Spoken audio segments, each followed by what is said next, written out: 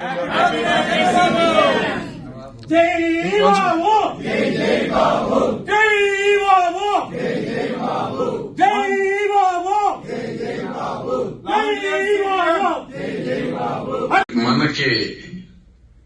అన్ని మన దేశంలోనే కాకుండా వివిధ దేశాల్లోనూ అందరూ ఇంత ఘనంగా సెలబ్రేట్ చేసుకుంటాం. చాలా ఆనందదాయకంగా ఉంది. మీ ప్రధానంగా మీ చార్లెట్ లో ఇంతమంది హాజరయ్యి ఈ బర్త్డే సెలబ్రేషన్ ఇంత ఘనంగా చేసుకుంటాం అనేది నిజంగా గర్వించదగ్గ విషయం. ఇవాళ చూసుకుంటే చంద్రబాబు నాయుడు గారు మనకంతా ఆయన ఎప్పుడు చెప్తా ఉంటారు, తెలుగు ప్రజలకు రుణపడి ఉంటాను, నేను రుణపడి ఉంటాను అని చెప్పి.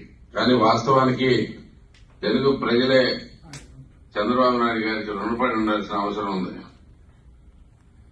ఒక్కసారి కాదు, ఎన్నోసార్లు ప్రజలకి అవసరం వచ్చిన ప్రతిసారి నేను ముందున్నా అని చెప్పేసి ఆయన ముందుకొచ్చి మన కోసం పనిచేసిన అత్యంత ప్రతిభావంతులైన రాజకీయ నాయకుల్లో ఆయన ఫస్ట్ ప్లేస్ ఉంటారు. దాంట్లో ఎక్కడా తేడా లేదు. ప్రపంచంలోనే కాకుండా ప్రధానంగా మన భారతదేశంలోనే మోస్ట్ ఇంపార్టెంట్ పొలిటీషియన్ ఎవరు ఉన్నారంటే మన చంద్రబాబు నాయుడు గారు. మనందరికీ అది గర్వకారణం. ఆయన విజన్ మీకు అందరికీ చూస్తూనే ఉన్నది. చాలా దగ్గర నుంచి చూస్తుంటే ఇంకా చాలా చాలా విషయాలు అర్థమవుతా ఉన్నాయి ఆయన గురించి. మహామనిషి. ఒక ఆలోచన ఆయన ఈ రోజు చేసే ఆలోచన రేపు నేషన్ అంటే మన దేశం మొత్తం చేస్తుంది, అప్పుడు ఆలోచిస్తుంది అని చెప్పేసి మనకందరికీ తెలిసిన విషయమే. ఎన్నో నెక్స్ట్ నాకు ఇంకో ఇది కూడా అనిపిస్తుందండి.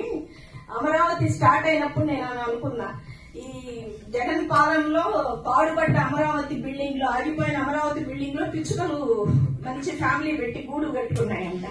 కానీ 2022 వచ్చేటప్పటికే మగ పిచ్చుక ఆడ పిచ్చుకతో చెప్పిందంట, ఇక మనం వెళ్లిపోక తప్పదు, వెళ్లే టైం వచ్చేస్తుంది, నేను కొత్త ఇల్లు వెతుకుతాను అన్న. ఆడపిచ్చక అవునా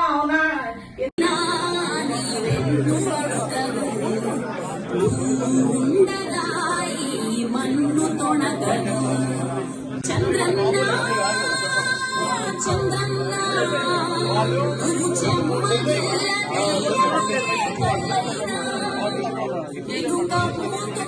కష్టాలు